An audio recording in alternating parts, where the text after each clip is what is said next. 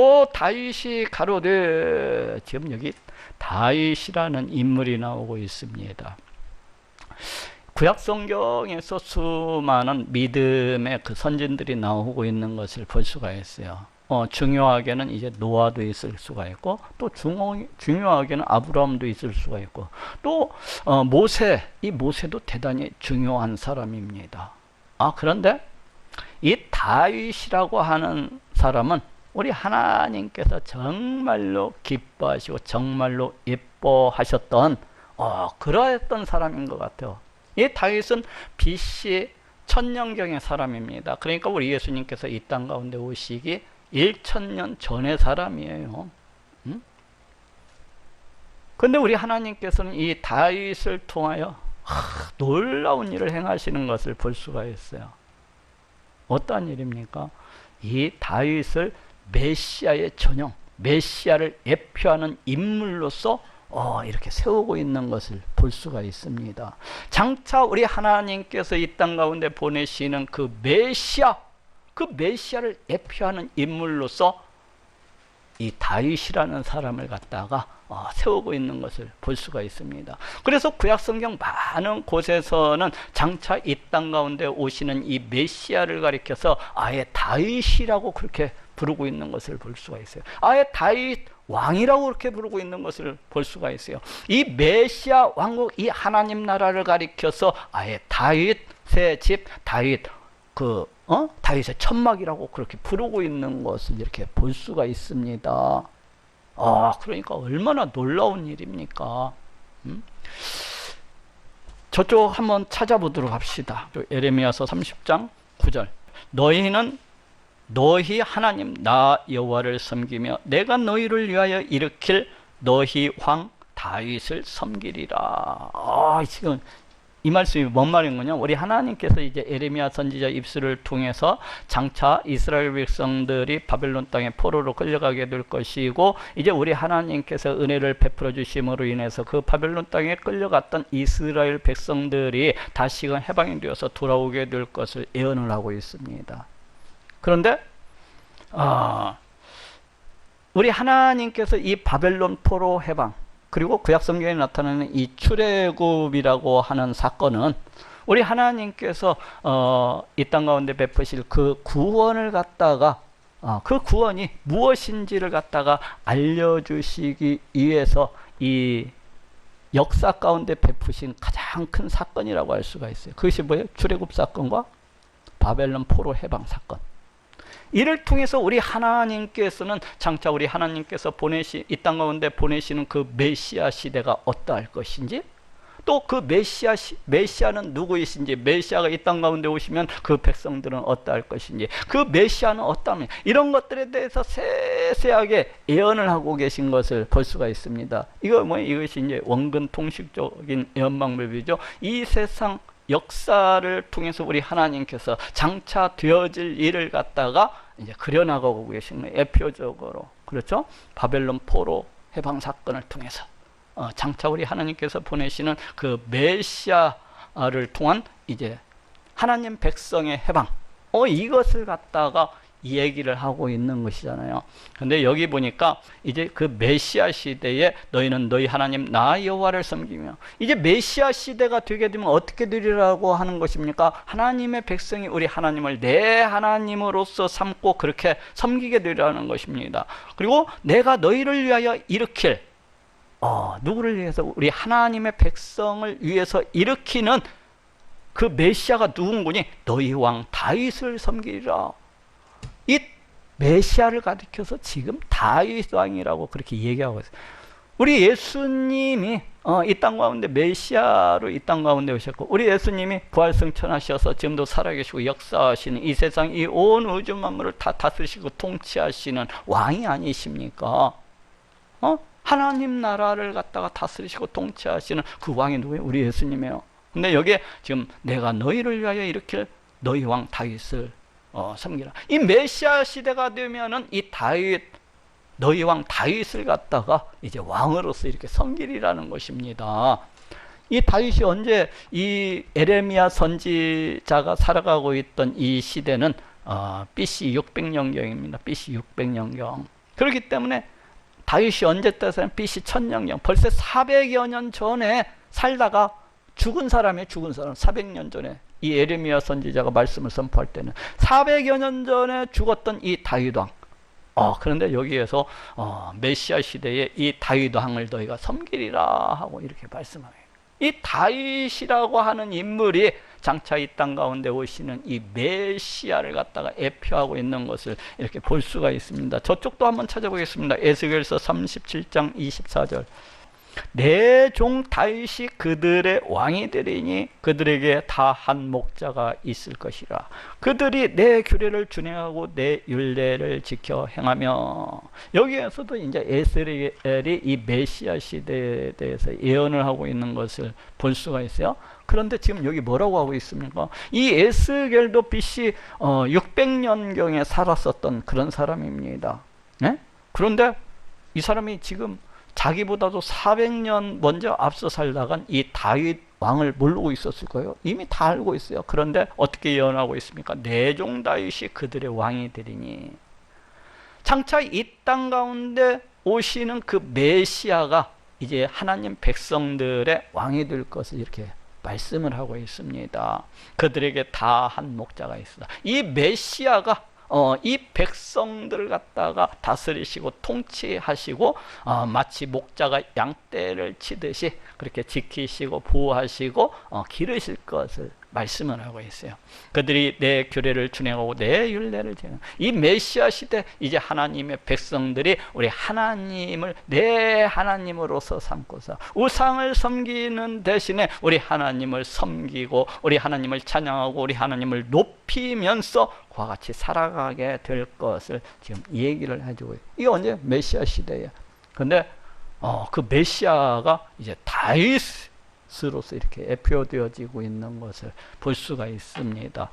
저쪽도 한번 찾아봅시다. 호세아서 3장 5절 읽어보도록 하겠습니다. 그 후에 저희가 돌아와서 그 하나님 여호와와 그 왕 다윗을 구하고 말이 되는 경유함으로 여호와께로 와 그 은총으로 나아가리라. 그 후에 이스라엘 백성들이 그 포로로부터 돌아온 후에 이 말세가 되면은 저희가 돌아와서 이스라엘 백성들이 다 하나님께로 돌아오게 될 것을 말씀하고 있어요. 우리 하나님께서 은혜를 주심으로 인해서 영원전에 택하신 그 하나님의 백성들이 다 하나님께로 돌아와서 지금 누구를 갖다가 구한다는 거예요? 그 하나님 여호와 곧 그 왕 다윗을 구하리라는 것입니다. 다윗을, 그 왕 다윗이 누굽니까? 여기 보니까 그 하나님 여호와라는 거예요. 그게 여호와라는 거예요. 그 하나님 여호와 곧 그 왕 다윗을 구하고, 여기는 지금 와가 있는데 뭐 곧이라고 번역을 해도 하등에 관계가 없겠어요. 그래서 그 왕 다윗을 구하고 이 땅 가운데 오시는 이 메시아를 가리켜서 지금 무엇이라고 하고 있습니까? 그 왕 다윗이라고 이렇게, 그 왕 다윗을 구한다는 것이 무엇입니까? 그 메시아에게 나아가서 간구하고 그 메시아를 갖다가 찬양하고 높이고 그 메시아 앞에 신앙 고백을 드리는 그런 모습을 갖다 얘기를 하고 있어요. 왜? 그분이 여호와 하나님이시라는 거예요. 누가? 그 왕 다윗. 이분이 누구예요? 바로 메시아가 그렇다면 메시아가, 여기에서도 이 다윗 왕이 이 메시아로서 이렇게 예표되어지고 있는 것을 볼 수가 있습니다. 저쪽 아모스서 9장 11절도 한번 찾아봅시다. 그날에 내가 다윗의 무너진 천막을 일으키고 그 틈을 막으며 그 퇴락한 것을 일으켜서 애적과 같이 세우고 하고 이렇게 말씀을 하고 있어요. 여기 그날에가 언제입니까? 우리 하나님께서 이 땅 가운데 메시아를 보내주셔서 그 백성을 다시금 회복시키시는 그날을 갖다가 말합니다. 그날에 내가 여호와 하나님께서 다윗의 무너진 천막을 일으키고, 다윗의 무너진 천막이 무엇입니까? 바로 다윗 왕국을 갖다 우리 하나님께서 다시 일으키실 것을 말씀하고, 이 다윗 왕국이 뭐예요? 우리 하나님 나라, 이 메시아 왕국을 가리켜서 지금 다윗의 무너진 천막이라고 그렇게 부르고 있는 것을 볼 수가 있어요. 지금 이 아모스 선지자가 이 말씀을 베풀고 있을 당시에는 BC 750여 년경이라고 볼 수가 있어요. 이사야서부터 한 20, 30년 이렇게 앞선 사람이라고 볼 수가 있는데, 이때는 북이스라엘도 아직 멸망하지 아니했던 때예요. 이때는 남유다도 아직 멸망하지 아니했었던 때입니다. 그런데 이 아모스가 어떻게 선포를 하고 있습니까? 장차 이 이스라엘 백성들이 다 아수르 땅으로, 다 바빌론 땅으로 포로로 끌려가게 될 것이고, 그 땅에서부터 이제 포로가 해방되어서 오게 될 것을 예언을 하고 있습니다. 그런데 여기 마치 이 다윗 왕국, 이 이스라엘 나라가 마치 무너진 것처럼 지금 표현을 하고 있어요. 다윗의 무너진 천막이라고 해가지고 이것이 다시금 회복되리라는 거예요. 근데 역사상으로 볼 때 다윗 왕국, 이 이스라엘이라는 나라는 다시는 회복이 되지 못했습니다. BC 539년 이제 고레스의 그 포로 해방령에 의해서 이스라엘 백성들이 다 가나안 땅으로 돌아오게 되는데, 그때에도 역시 페르시아의 그 지배를 받고 있었어요. 그 뒤에도 쭉 하니 이방 민족의 지배를 갖다가 받고 있었습니다. 다윗 왕국이 회복된 적이 없어요.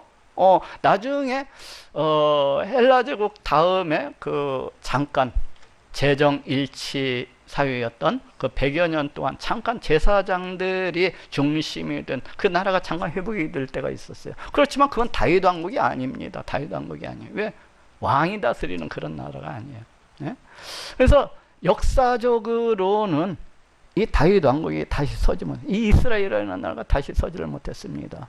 그러면 이 말씀이 무엇을 말씀하고 있느냐? 우리 하나님께서 이 땅 가운데 보내시는 메시아, 그 메시아가 세우시는 그 나라를 가리켜서 다윗의 무너진 천막을 다시 일으키시리라 하고 말씀하고 있습니다. 어찌 됐습니까? 우리 예수님께서 육신의 몸을 입으시고 이 땅 가운데 오셔서 십자가에 달려 피 흘려 죽으시고 장사한 지 3일 만에 부활하고 승천하셔서 지금도 이 하나님의 왕국, 이 하나님 나라를 갖다가 다스리시고 통치하고 계신 것을 볼 수가 있습니다. 우리 예수님께서 이 땅 가운데 오심으로 해서 이 하나님 나라가 세워졌고, 이 하나님 나라가 지금도 어떻게 되냐, 성장해 나가는 것을 볼 수가 있습니다. 세계 방방곳곳으로 이 하나님 나라가 자라나고 있는 것을 볼 수가 있어요. 우리 예수님은 바로 이 하나님 나라의 이 왕입니다. 그리고 이 하나님 나라의 이 하나님 나라는 바로 다윗 왕국이라고 할 수가 있어요. 그래서 여기 보니까 무너진 천막을 일으키고 이렇게 얘기를 하고 있습니다. 여기에서도 보니까 이 땅 가운데 오시는 이 메시아를 가리켜서 다윗이라고 이렇게 칭하고 있는 것을 볼 수가 있어요. 이처럼 이 다윗이라고 하는 인물은 참 대단했던 인물 같아요. 우리 하나님께서 얼마나 이뻐하시고 또 이뻐하셨으면은 우리 하나님께서 보내시는 이 메시아를 가리켜서 이 다윗이라고, 다윗 왕국이라고 이렇게 칭하고 있는 것일까요?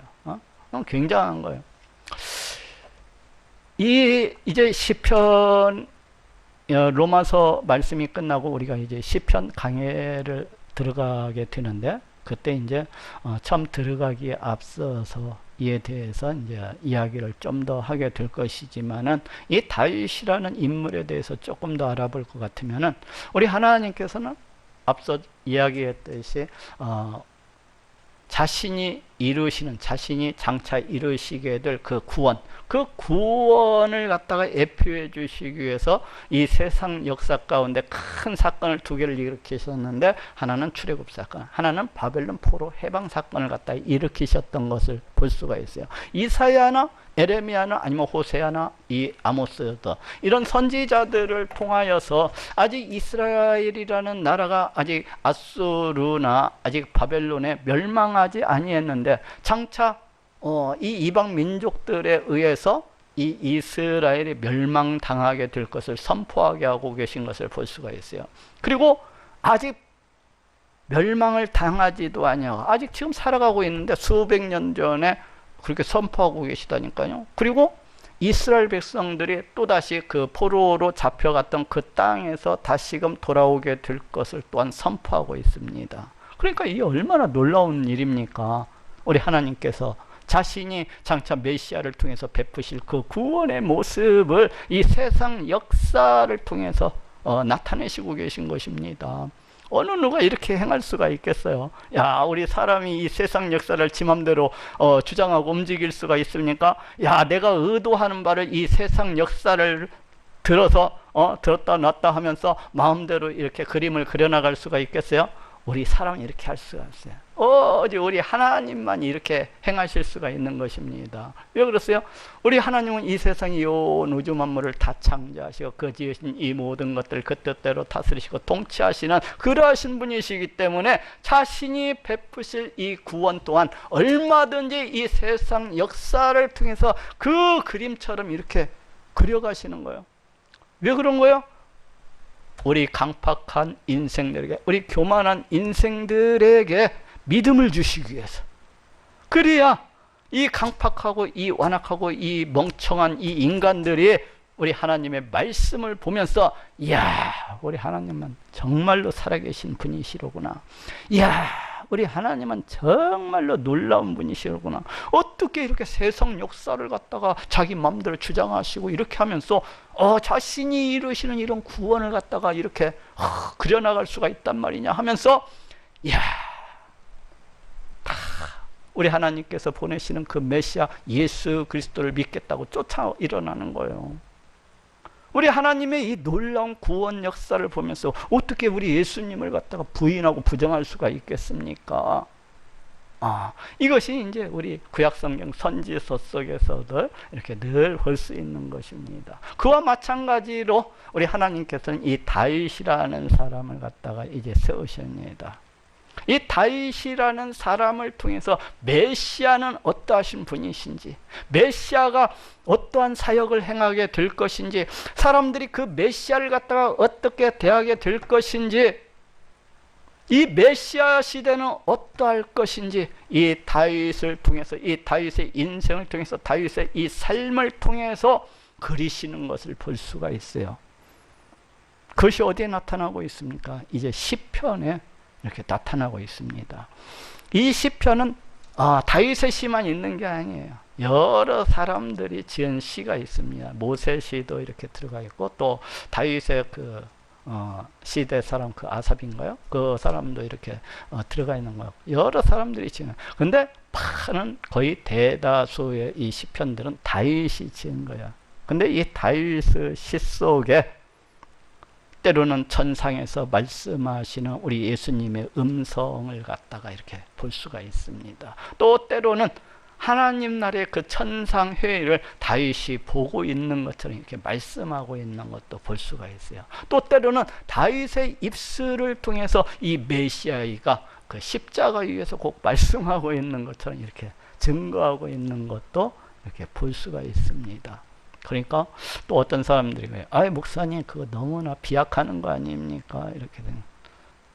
우리 하나님은 그처럼 놀라우신 분이십니다. 이 세상 역사를 통해서 자신이 장차 베푸실 그 구원의 모습을 그리시고 그림처럼 보여주시는 분이신데, 한 사람의 개인 인생을 통해서 자신이 장차 이 땅 가운데 보내실 그 메시아의 모습을 못 그리실 것이 뭐 있겠습니까? 우리 하나님은 얼마든지 더 큰 일이라도 행하실 수가 있는 그러하신 분이신 거예요.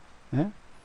그래서 이 시편에 보면은 다윗이 왕이지만은 마치 선지자처럼 수많은 또한 예언을 갖다가 이렇게 하고 있는 것을 볼 수가 있습니다.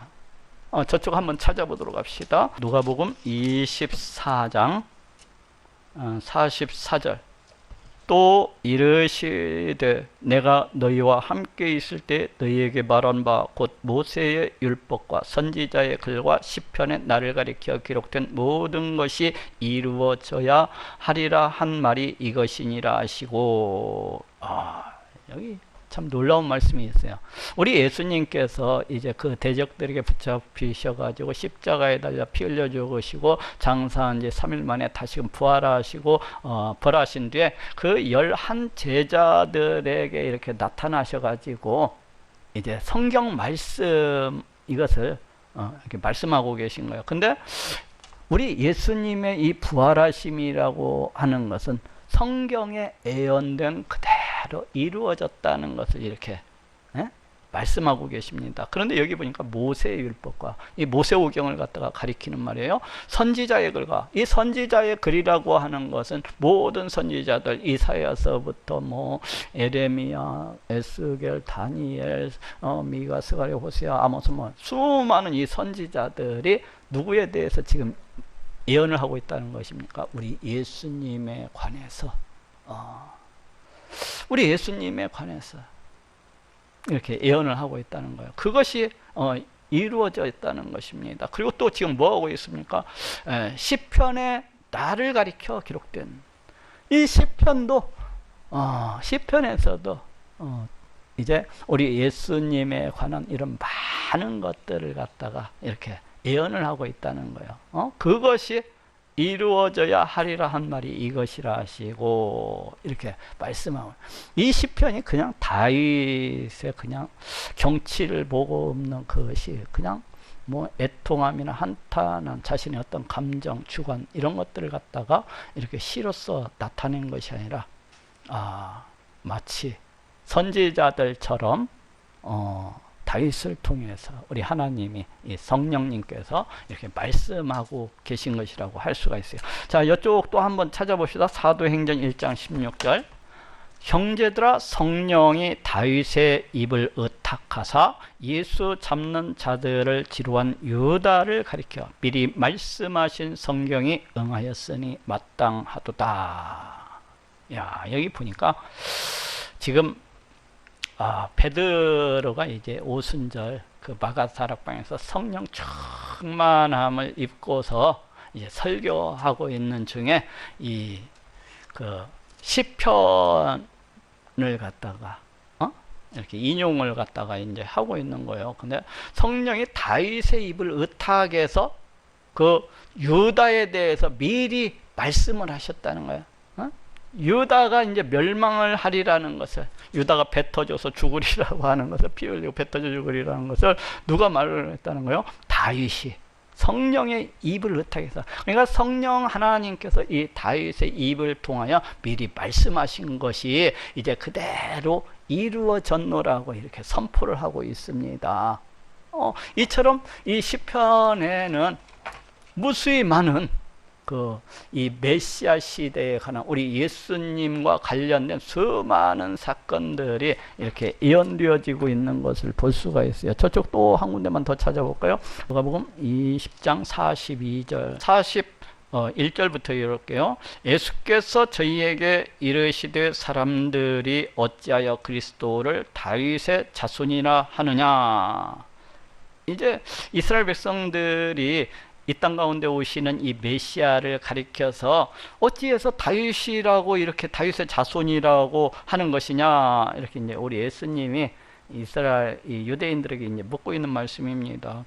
시편에 다윗이 친히 말하였으되 주께서 내 주께 이르시되 내가 네 원수를 네 발의 발등상으로 둘 때까지 내 우편에 앉았으라 하셨도다 하였느니라. 그런즉 다윗이 그리스도를 주라 칭하였으니 어찌 그의 자손이 되겠느냐 하시니라. 이렇게 말씀을 하고 있어요.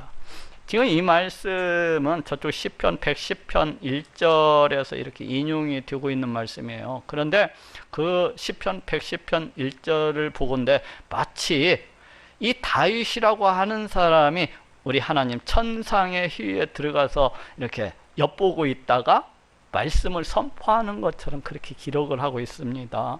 뭐라는 거요?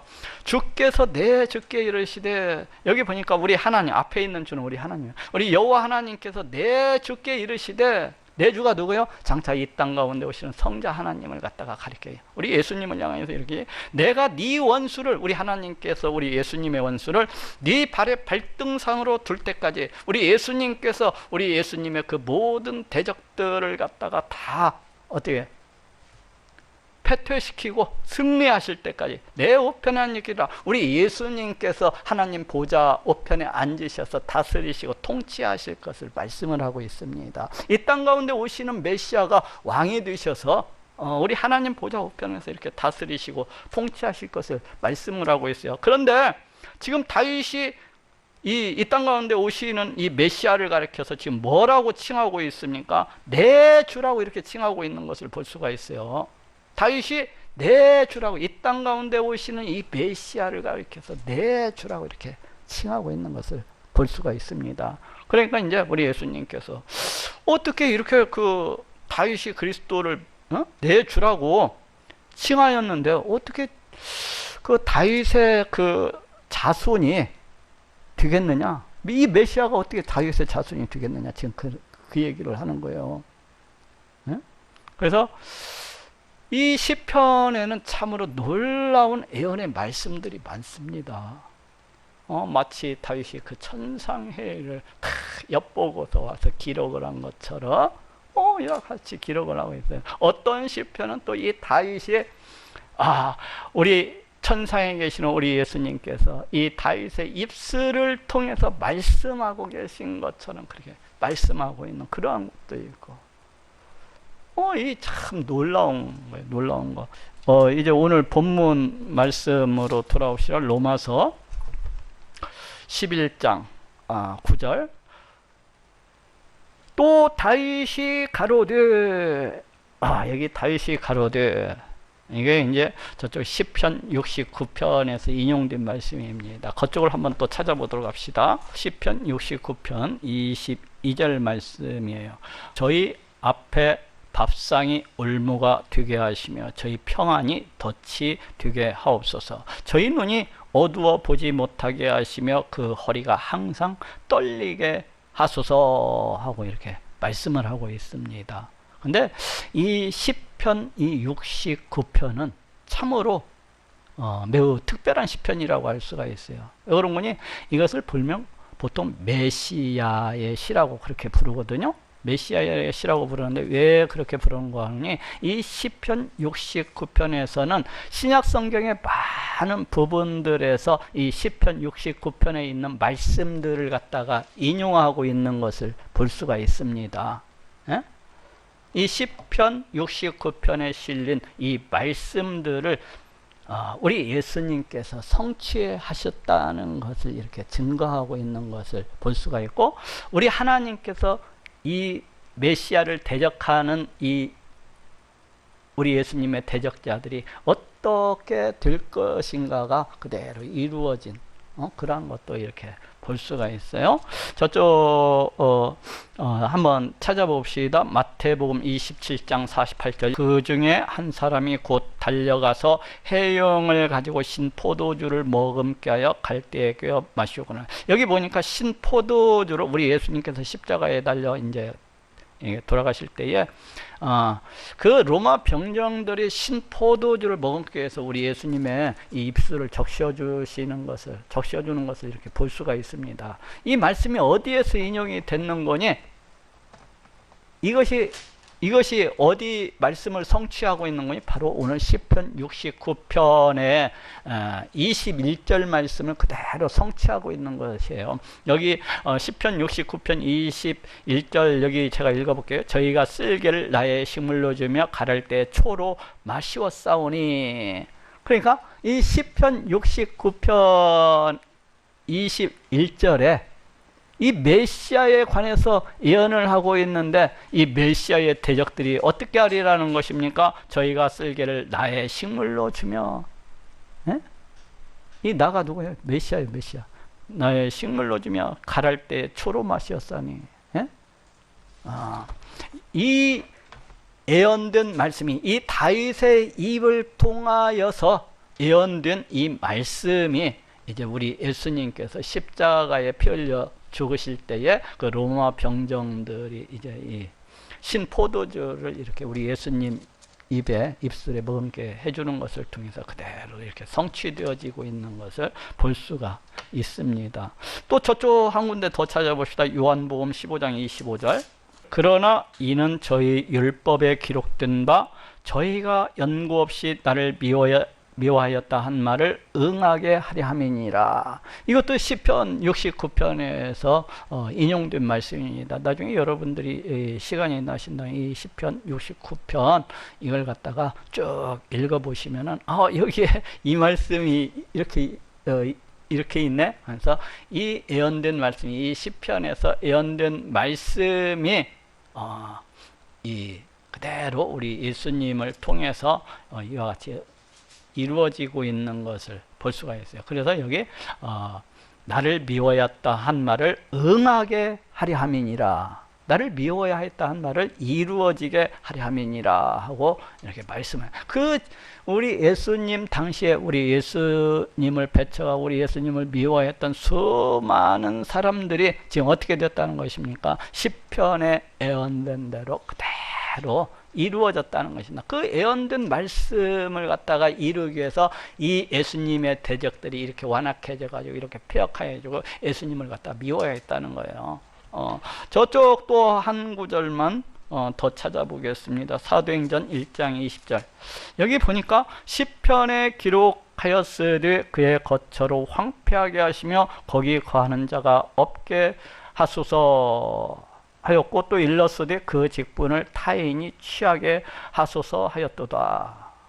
지금 이제 가룟 유다가 우리 예수님을 은 30냥에 팔아먹고 이제 배 터져서 그렇게 피 흘려 죽지 아니했습니까? 그러니까 이제 한 사람이 예수님의 12제자 중에서 한 사람이 공석이 되니까 그 한 사람의 그 공석된 자리를 메우기 위해서 새로운 제자를 갖다가 뽑아야 되는 이유에 대해서 지금 베드로가 이야기를 하고 있는데, 그것이 이미 시편에 이렇게 기록되어 있다는 거예요. 그 가룟 유다에 대해서 어떻게 기록되었습니까? 시편 69편에 이것도 예언이 그대로 되어 있습니다. 시간 나시는 분들은 또 한번 찾아보셔도 좋을 것 같아요. 그 시편에 이게 예언되어 있는데 뭐라고, 69편에 예언되어 있는데 뭐라고 예언되어 있는 거니? 그의 거처로 황폐하게 하시며 거기에 거하는 자가 없게 하소서. 이것이 시편 69편에 이게 이렇게 나오는데, 이게 가룟 유다를 통해서 그대로 이루어졌노라고 지금 이야기를 갖다가 하고 있습니다. 그리고 또 하였고 또 일렀으되 그 직분을 타인이 취하게 하소서하였도다. 이것이 시편 69편에 이 직분을 갖다가 다른 사람이 취하게 하소서 하였도다. 그러니까 우리가 이 예언된 말씀대로 또다시 이 가룟 유다 대신에 새로운 우리 예수님의 제자 하나를 갖다가 세워야 됩니다 하고 이야기를 갖다가 하고 있습니다. 이처럼 이 시편 69편에서는 우리 예수님에 관해서, 예수님의 대적들에 대해서 무수히 많이 이렇게 예언되어지고 있는 것을 볼 수가 있습니다. 그런데 이제 시편 69편 22절로 돌아옵시다. 여기 제가 한번 읽어볼게요. 저희 앞에 밥상이 올무가 되게 하시며 저희 평안이 덫이 되게 하소서. 이렇게 이제 여기 보니까 저희라고 하는 것은 우리 예수님의 대적들을 갖다가 지금 가리킵니다. 근데 그 대적들 앞에 밥상이 올무가 되시며, 이 밥상이라고 하는 것은 우리 사람이 먹고 그 생명을 갖다가 유지하는 그런 통로가 아닙니까? 그래서 생명과 관련이 있다고 볼 수가 있어요. 그리고 또 하나는 밥상이라고 하는 것은 보통 어떻습니까? 우리가 먹는 것들, 우리가 농사를 지어서 많은 수확물을 갖다가 얻는 것, 이런 것도 생각을 해볼 수가 있어요. 즉 하나님의 축복을 갖다가 이렇게 나타내고 상징하고 있다는 것을 알 수가 있어요. 근데 그 하나님의 축복 대신에 뭐가 되게 하라는 것입니까? 올무가 되게 하시며, 이 올무라고 하는 것은 짐승을 갖다가 잡을 때 사용되는 도구가 올무입니다. 그런데 이 올무는 곧 죽음의 이미지라고 할 수가 있어요. 잡혔다 하면 죽는 겁니다. 잡혔다 하면. 그러니까 우리 하나님의 축복 대신에 우리 하나님의 저주가 임하게 될 것을 이렇게 얘기하고 있습니다. 우리 하나님의 그 어떤 생명의 축복 대신에 우리 하나님의 저주, 그 죽음이 임하게 될 것을 얘기를 하고 있습니다. 누굽니까? 우리 예수님의 그 대적들에게. 우리 예수님의 저희들, 우리 예수님은 이 땅 가운데 생명의 떡으로서 오셨습니다. 그래서 예수 그리스도를 갖다가 믿는 자들은 누구나 저 영원한 멸망, 저 영원한 저주로부터 벗어나서 영원한 생명에 참여하게 되는 거예요. 우리 하나님이 영원한 축복 가운데 참여하게 되는 것입니다. 그런데 이 생명의 떡이 되시는 우리 예수님을 그 대적들이 거부함으로 해서 그 생명의 축복 대신에 사망의 저주가 되기를 갖다가 이렇게 기도하고 있는 것을 볼 수가 있어요. 이게 어떻게 이런 저주를 하는 내용을 갖다가 강구를 할 수가 있느냐. 더군다나 이가 메시아에 관한 그러한 시라고 할 수가 있는데, 여기에서 나라고 하는 사람은 1차적으로는 다윗을 가리키기도 하지만은 또 2차적으로는 그 메시아를 갖다가 가리키기도 한다고 볼 수가 있는데, 어쩜 이렇게 하나님의 백성이 그 악인을 향하여서 저주받기를 갖다가 강구할 수 있단 말이냐, 이렇게 얘기하는 사람들이 있어요. 그런데 이것은 그런 어떤 저주를 강구한다기보다는 장차 이 악인들이, 우리 예수님을 갖다가 대적하는 이 악인들이 처하게 될 그 궁극적 결과를 갖다가 예언하고 있는 것이라고 보는 것이 좋을 것 같아요. 궁극적 결과를 갖다 예언하고 있는. 여러분이 이 시편 69편이 장차 메시아 시대에 관해서 예언을 하고 있는 그런 시이기 때문에, 저희 평안이 덧치되게 없어서. 여기서도 평안이라고 하는 것은 무엇입니까? 우리 인간은 이 땅에서 평안을 누릴래야 누릴 수가 없는 존재입니다. 우리는 저 에덴 동산에서 죄를 범하고 범죄하고 타락한 이유로 이 땅 가운데서 온갖 기근과 질병과 역병과 이런 환난, 이런 어려움 가운데에서 이렇게 살아가요. 그러한 사람이 이 땅의 것을 의지해서는 이 땅에서는 평안을 누리고 살아갈 수가 없습니다. 그래서 어떻게 해야 됩니까? 오직 우리 하나님과의 관계를 회복함으로 그 하나님을 의지해서 살아가는 자만이, 그 하나님의 품 안에서 그 하나님과 더불어서 같이 살아가는 자만이 평안을 누릴 수가 있는 겁니다. 그렇지 않으면 세상 가운데는 평화가 없습니다. 하나님을 떠난, 하나님과의 관계가 단절이 된 이 평안이라고 하는 것은 있을 수가 없어요. 오직 하나님과의 그 관계를 갖다가 회복을 통해서만. 그 어떻게 가능해요? 예수 그리스도 보혈의 공로를 믿음으로 내 죄 문제를 갖다가 해결